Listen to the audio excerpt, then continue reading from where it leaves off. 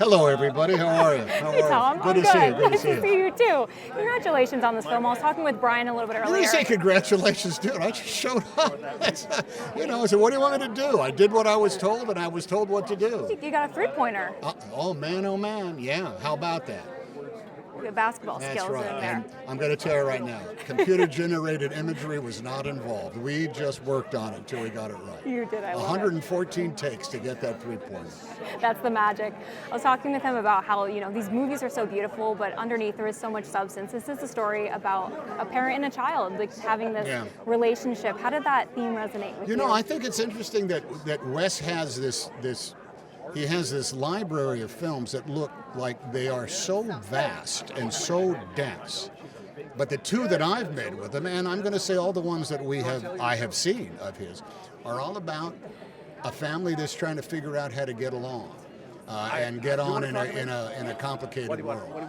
And knowing that we're just part of the cog of that great, clicking machine. I mean, even I play a brother in this, in which I'm arguing and yet at the same time loving my sibling.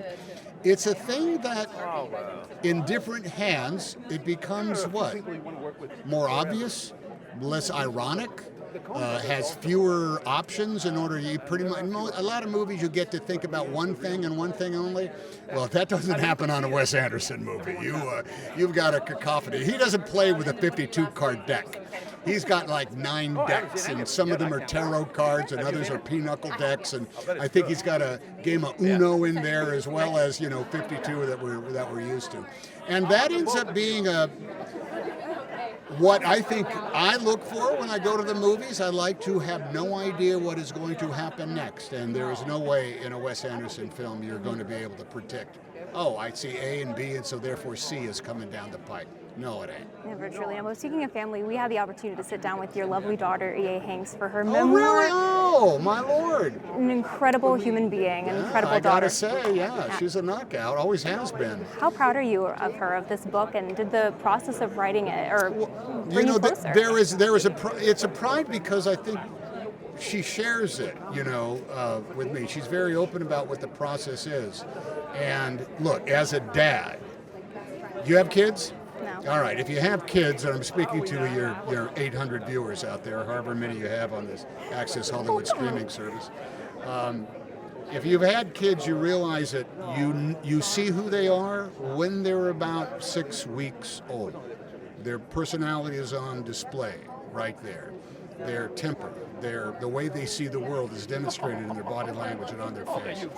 And I'm not surprised that my daughter had the wherewithal as well as the curiosity, as well as, I'm going to say, perhaps the, shoot herself in the foot kind of like wherewithal in order to examine, this thing that I think she was incredibly honest about. One is, that we all come from checkered, cracked, lives, all of us, despite the fact that part of it, she would seem as though, she worked for some international well-known firm with a copyrighted last name. So she knows that, and she leans into absolutely everything of it, and I think anybody who does that is a bold, journalistic, literate mind, and I'm just thrilled that I can say the same thing about my daughter.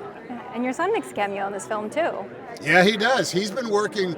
He wants to be in camera, and so he worked every day on the movie as well as a couple of days on camera. You got to repay the favor being in his music video as well. Pardon me? You got to repay the favor by being in. Oh his music video. yeah. Well, yeah. When Chet shows up, look.